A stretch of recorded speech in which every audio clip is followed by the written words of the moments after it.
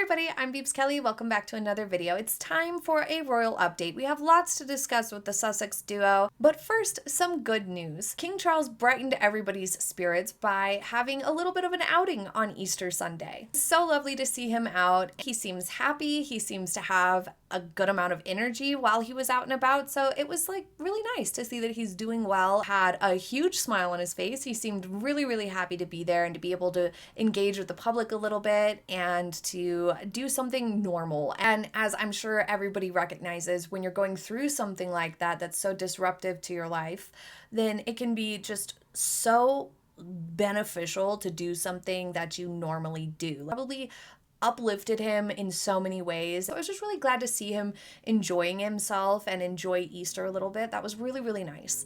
And many people noticed that the women who attended, most of them were in various shades of green, which was a lovely show of unity and support, and also had excellent symbolism. Springtime, of new beginnings, of growth. It was a really nice option, a nice choice of color. Since most of them were in shades of green, it really dominated the theme of the day to be one of that sort of spring renewal and hope and things like that, which was just perfect because it was a seamless message and a good one at that. So the rumor mill has really been in overdrive with Harry and Meghan since all of these big announcements that came late last month. One such rumor is that Prince Harry has been increasingly paranoid in the lead up to his planned trip to the UK for the Invictus Games anniversary event coming up in several weeks' time.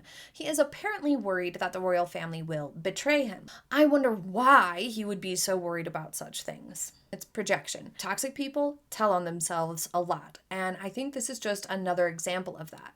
Because Harry has done a lot of betraying, he is now getting worried that people might betray him. Since Prince Harry has been relentlessly attacking or participating in attacks or stood by and allowed attacks from his wife on his family for many years now across many different venues, projects, and platforms, it makes sense that he is now projecting that onto other people because he's probably feeling a lot of weird emotions about it, especially now with the gravity of the situation going on with Catherine, the Princess of Wales, and King Charles, and everyone around them, all the people supporting them. He now looks even more like a bully, even more bad, and probably feels even more guilt for having dragged them into all this drama and said so many bad things about these people.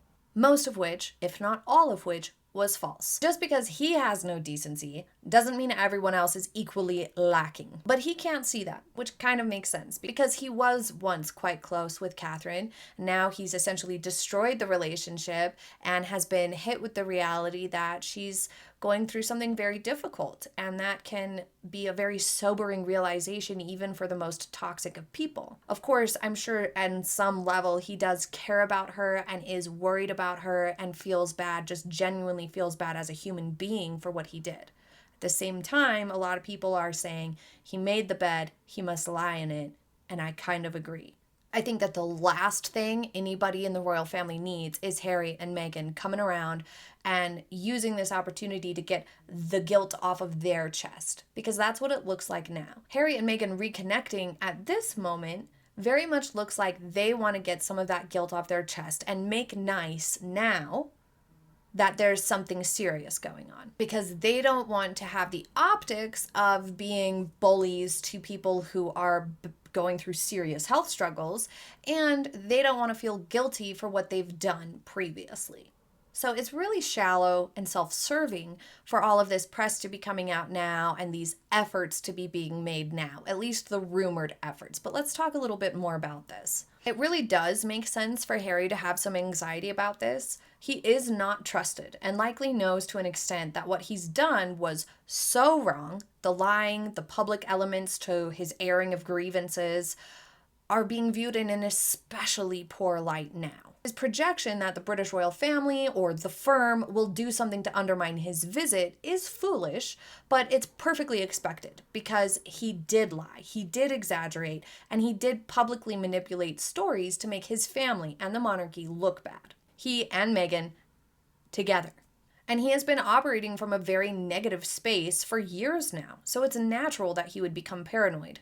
But it is still irrational in general. The monarchy is playing it safe, like they have been, and they are also playing the long game. Doing anything to bother Harry's visit or disrupt it in any way, shape, or form would be counterproductive. Plus, they have much bigger fish to fry. Everybody is focused on the health of Catherine, the Princess of Wales, and King Charles.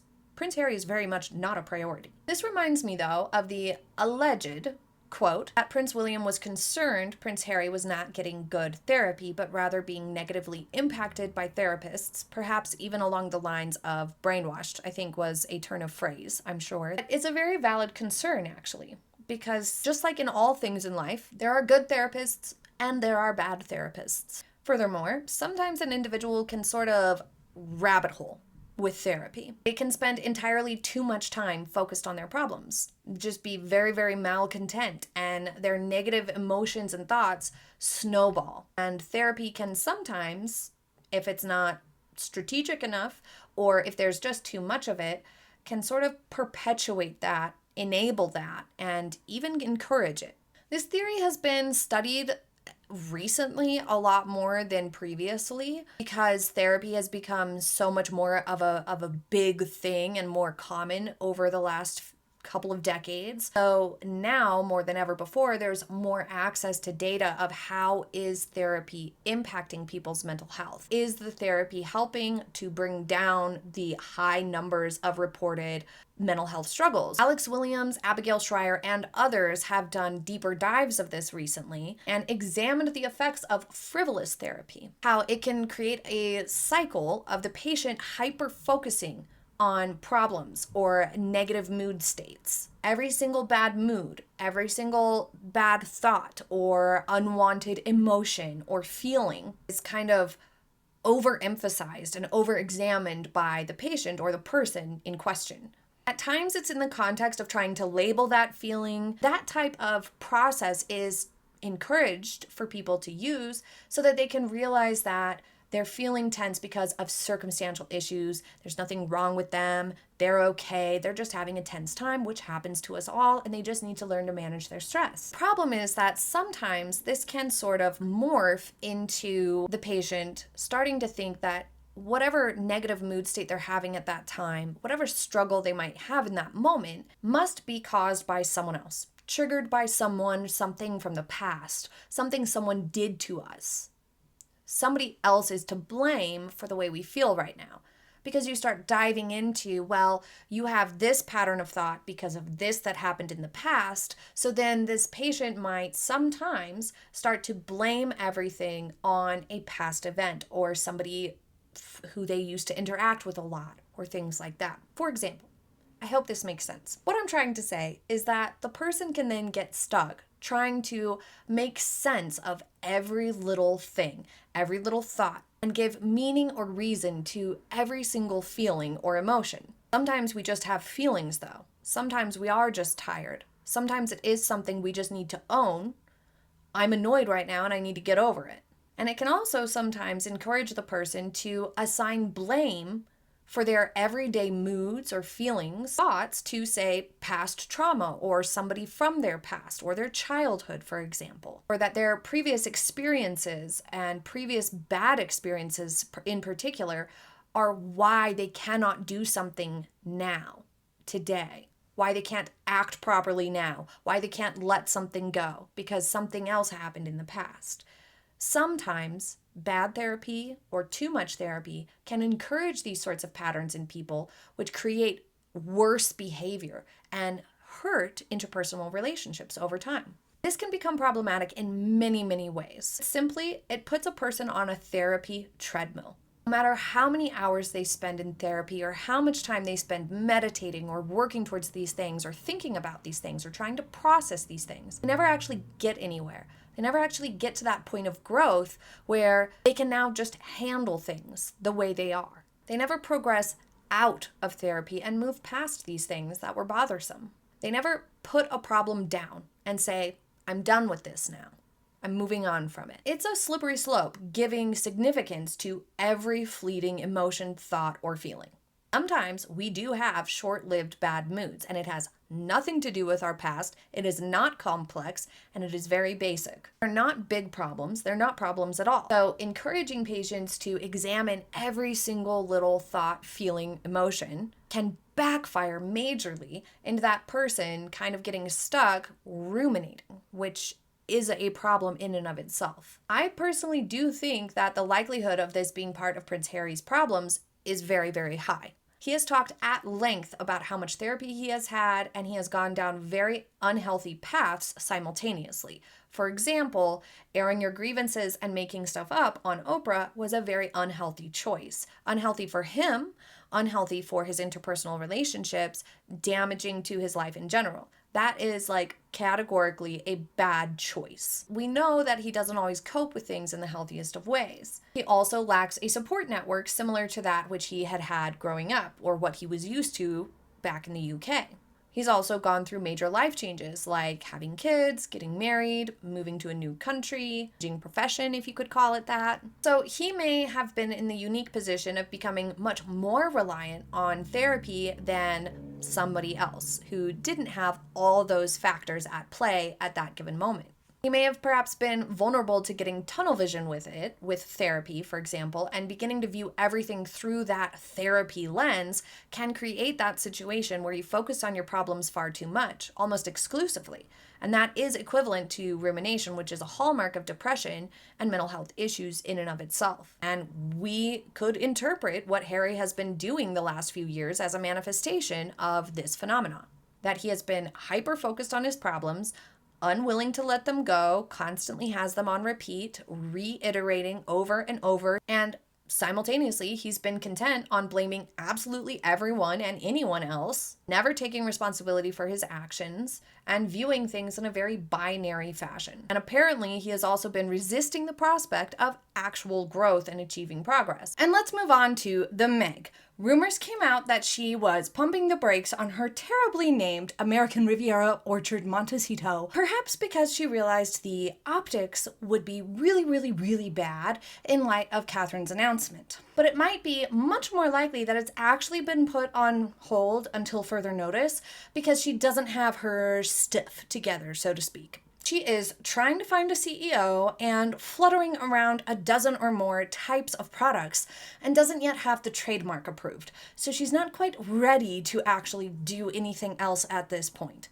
Also, sometimes a business or a person may do a soft launch of something to see how the public responds to it. Sort of like a way to do a focus group, but cheaper. This sort of an experiment, so to speak, can give somebody a good insight into what part of their concept will work well, if they need to rework things like the logo, the branding, etc. So I wouldn't be surprised if we saw a different logo emerge out of this, or a slight tweak to the concept overall. But still, the whole idea of it is still kind of cloudy because it has so many different possible goods available, from dog food to gardening tools to cookery to skincare to makeup to jams, means that it's not going to be original goods. And it was just kitchenwares, passable jams, maybe a cookbook or something. It could have made sense that she was going to develop her own line of cookware stuff or kitchen goods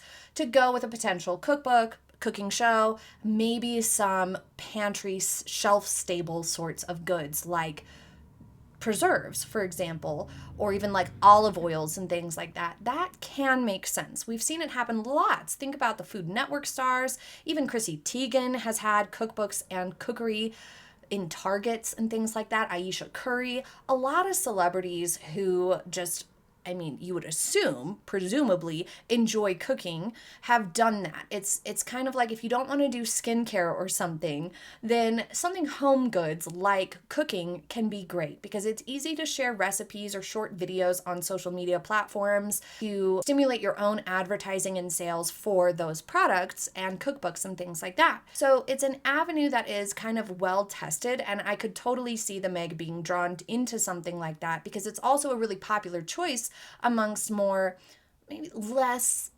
A-list celebrities and famous people around Hollywood. A lot of people have done that. So I know, like, spare us. Not that we would necessarily want that. Just looking at it objectively, what I'm saying is that it could have made sense up to that point. But once she started throwing in all these other random goods, this obviously is not the path. That would not make sense because it can be relatively easy to partner up with an established manufacturer to come out with your own line of, say, mixing bowls and utensils to use in the kitchen. As I said, there is sort of a template for that already pretty popular in these sorts of circles. But now that she has all these sorts of other types of products involved, that's obviously not the case that she's trying to do original goods. So what could be going on? Perhaps she's trying to create a curation type situation where she essentially promotes products on her Instagram and has them sold through her website, like has links there for these items in blog posts or things of that nature, which would give her commission on those sales.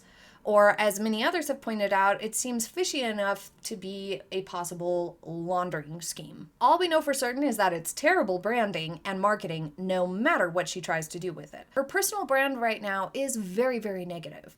Someone asked me in reference to reports that the Meg knows how bad her approval ratings are, whether the Meg actually knows this or not. How could she be aware that her approval ratings are so low and try to launch this business at the same time? Well, launching this monstrosity doesn't exactly scream of being aware of plummeting popularity, but the Meg has never been accused of being self-aware either. I think that she does know because she's very online. Despite what she says, this woman pays attention to the internet and knows what's going on. But she also believes that if she just keeps charging forth, people will see eventually. Remember that faux meditation thing in Netflix where this guru who gives you custom meditations to listen to was telling her and Harry that people will see the real you, that you're not who they say you are, type of a thing was what this guy was saying in the background, I believe, if my memory serves correct. So instead of dipping the toe in reality for a second and recognizing her errors in poor judgment and things like that, she thinks she should just keep on going down this path and that eventually it'll all work out. So I'm not surprised that she would do this despite her lack of popularity or positive image at this time. But that doesn't mean it's a good idea. It does not make it a good idea at all. In fact, it's a really, really bad idea. But it's very Meg to just go ahead and do it anyway. Alice wrote to say that she thinks American Riviera Orchard was supposed to be American Royal Orchard, but they're forbidden to use the word royal, so Riviera was the best they could come up with. And I think that may very well be true, actually. I have heard this from a lot of you, so I mean, I wouldn't doubt it that she would do that, but also Riviera doesn't really fit very well. The most known Riviera in America is a place in Florida, apparently known as like an affordable vacation spot. Correct me if I'm wrong, but that's what I've gathered from your comments, which is kind of funny. And it further proves that the Meg did no homework whatsoever on this. It's imperative that you Google and cross-check your business name and its initials, its trademarks, and things like that, and other versions of it to see what will be associated with your potential brand before you push go. Because when somebody Googles your brand, perhaps they don't get the spelling correctly or they don't get the full name of the brand correct. You don't want them to get confused and sent to a completely different thing. You don't want that. So it's really important to know not just what other things have your exact brand or similar initials, but similar name to your brand. So it was a bad choice, for sure. Which really kind of lends to the idea that this was a last-minute thing. Some people think that she did this as a knee-jerk reaction to their downsized profiles on the royal family website. They want to make it look like Harry and Meghan are very unbothered by everything the palace does because they hate the palace so much. But really, it seems the pattern is that each time their bios are shrunk down, Harry and Meghan do something like this, sort of like this response or retaliation almost, I guess, in a way. Like they're so bothered by it that they need to do something to put out some sort of a big announcement. Like, no, we're still a big deal about this, that, or the other thing. I'm not 100% sure, but the pattern does line up with that they're doing this in response to it. And that would explain why it's so ill thought out.